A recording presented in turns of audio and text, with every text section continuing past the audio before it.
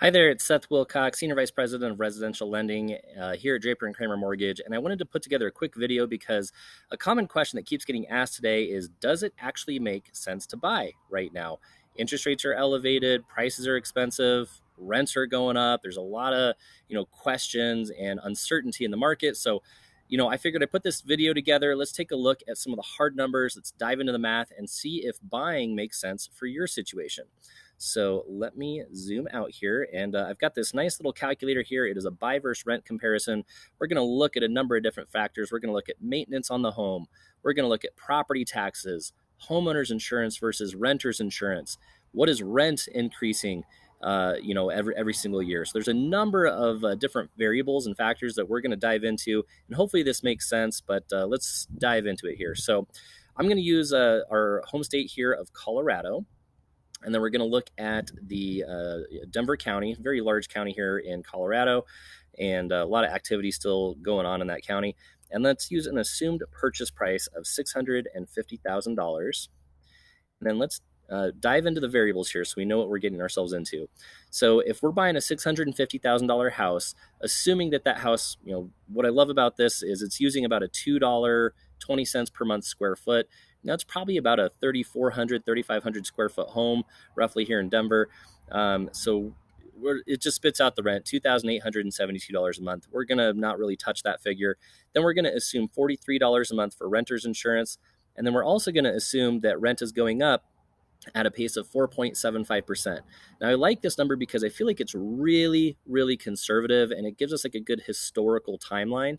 Right now, rents are going up anywhere between 10%, 20%.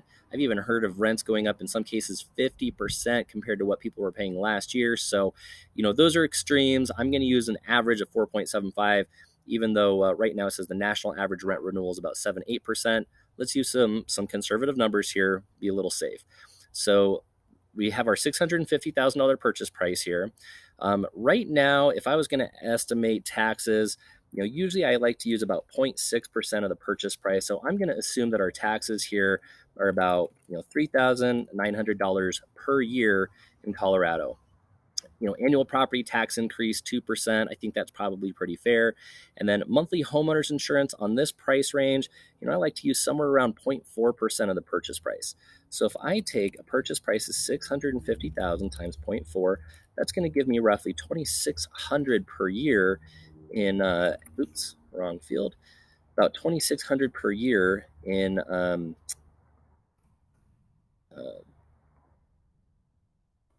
forgive me, team here. I had to get the monthly there. That's going to give me roughly $217 per month for homeowners insurance costs. Okay. Repairs and maintenance. I usually like to estimate, 5%, call it, of the home value. Okay, so we're going to use $325 a month for repairs, HOA, things of that nature. And then finally, we've got cost to sell. I like to bump this up to about 7%.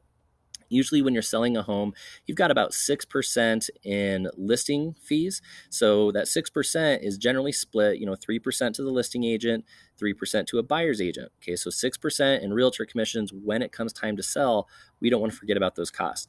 Now, usually there's another 1% roughly of other miscellaneous closing costs, things like property taxes, water transfer fees, owner's title insurance. Normally that's paid for by the seller in the state of Colorado. So usually I tack on about another 1% of other miscellaneous closing costs. So we're looking at a total 7% of the future sale price in realtor commissions and closing costs. Next, let's go to our loan. So right now we're going to say, hey, what if we bought today? Average interest rates right now, they're about 5.875, give or take, on a 30-year fixed. So loan amount, we're going to assume that we're going to put, we'll call it 5% down. So that gives us a loan amount of $617,500. We're looking at a 30-year loan, conventional fixed rate. Now let's change our interest rate here to 5.875 to make sure we get an accurate payment. And then mortgage insurance, right now, I did pull a quote before I started this video. On this scenario, somebody with a 720 to 739 credit score, you're looking at, call it $200 a month roughly in mortgage insurance costs. And then lastly, closing costs are not going to be this much. We're going to estimate about $7,500 between closing costs and prepaid expenses. So that's going to be like your lender fees, your title fees, your appraisal, first year of homeowners insurance, escrows, all of that is going into the $7,500 a month of closing costs. Now let's look at years before selling. Now, the system is automatically putting in 9 years. In my experience, people tend to move every 5 to 7 years, call it. So I'm going to go with 7 for our example here. And then it's going to use some average appreciation rates here. So the historical appreciation year over year, I feel like this is light. It says 4.73% year over year. Honestly, for the past decade, we've been seeing on the low end 8% year over year appreciation, but obviously interest rates are rising right now. We're seeing inventory sit a little bit longer. We're starting to see more inventory come onto the market. So, using an average of 4.73, I feel like is pretty conservative for our scenarios. Realistically, I think it'd probably be a little bit higher, but anyway, let's go with 4.73 for historical appreciation. And then for forecasted, so going forward, 4.53. Again, that's average over like a 30-year period. That's probably about how much a home appreciates, okay? We're going to assume a 22% tax bracket for, let's go with a single filer. $12,550 is the standard tax deduction. And then let's jump up and let's take a look at what this spits out. So buying year one, the first thing you'll notice is between your mortgage payment, your taxes, and your insurance, and the mortgage insurance, plus your repair costs, your monthly payment, $4,720 a month. Now that might seem high right now, especially compared to your rent, which after you're paying your renter's insurance is coming out to $2,915 per month.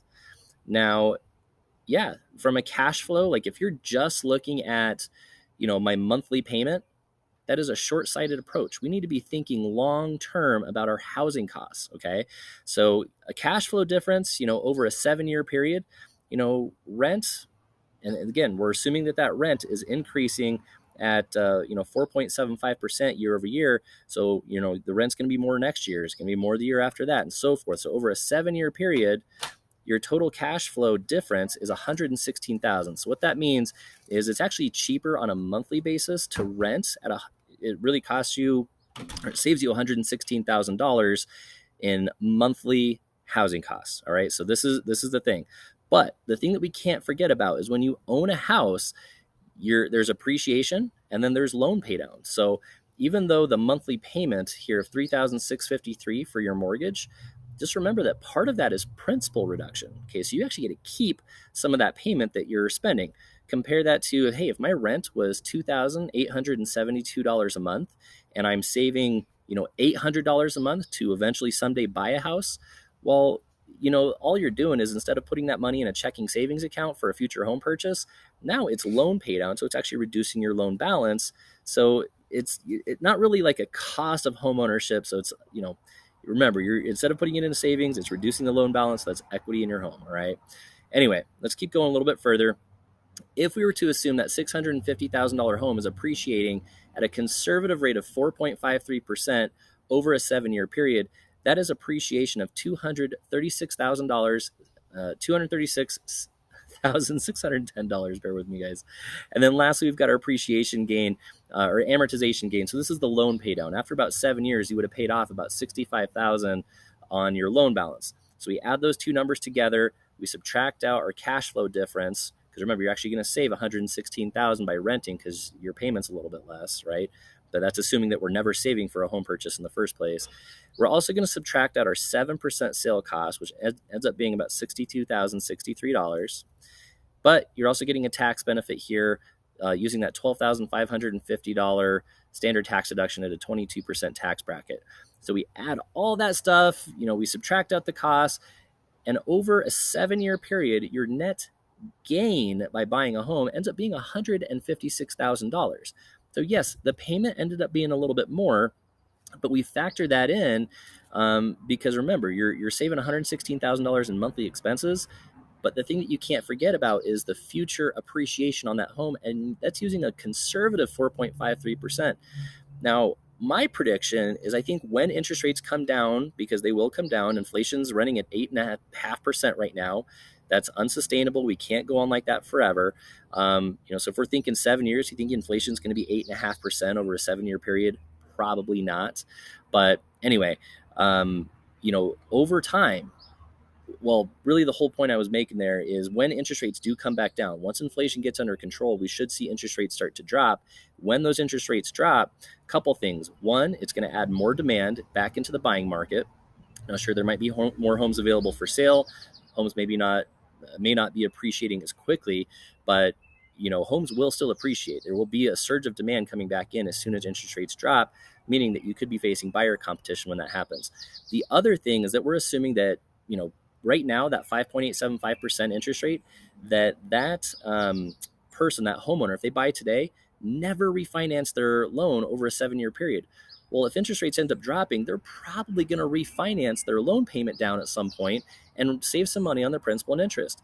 Now, if we go back up, their rent that they were paying $2,915 for in year one, well, guess what? After a 4.5% appreciation or increase on that rent in year 7, ended up being $3,851. So it's not unrealistic or unreasonable to think that, after a few years, if and when interest rates do drop, that person, the homeowner, would be able to refinance and drop their payment probably closer to this benchmark. So home ownership actually gives you a hedge against rising housing costs. If you're renting, rent is pretty much just guaranteed to go up. And I could show you a chart on that, but rent pretty much always goes up. It never comes down. The only thing that you can end up, really bringing down later on in the future is if interest rates drop, you can refinance your mortgage payment. You can never refinance your rent. And ultimately, this is assuming that, we never refinance. The appreciation rate on that house is still going to offset the higher expense, minus the sale cost, maintenance on the home, all that stuff. You're still up $156,000 over a 7-year period. If we take $156,000, we divide that by 7, that's about $22,000 in added net worth every year just by making your payment on time. The other thing I think it's neat about this is look at after year 3. Year 3 is really our break-even point to where the appreciation has kind of offset some of those expenses. So what this tells us right here is if you think that you're going to end up keeping a home for 3 years plus, it's all gravy. Now, if you think that you might end up selling a house or you might end up moving within a 3-year period, well, then renting is probably a better choice. But again, you have to think long-term about this stuff. If you're just looking at the housing payment today without thinking long-term and without thinking that, one day you might be able to refinance that payment down, homeownership, this chart right here, this graph right here is why people end up where the average net worth of a homeowner is about 44 times greater than that of a renter's. What if you were to keep this house over a 10-year period? Now your net gain ends up being $313,000. So this scenario just kind of gets better the longer you keep it, right? So anyway, I hope that was helpful. I'm happy to prepare one of these as a custom analysis. If anybody has any questions on this, or if they're like, hey, I'm paying $1,600 a month in rent, and I'm thinking about buying a $400,000 house, reach out to me. I'd be happy to put one of these together for you so you can actually compare your true cost of owning versus true cost of renting over time. We can tweak these variables in any way, shape, or form. So anyway, I hope that was helpful. Thank you guys for watching, and I'll see you next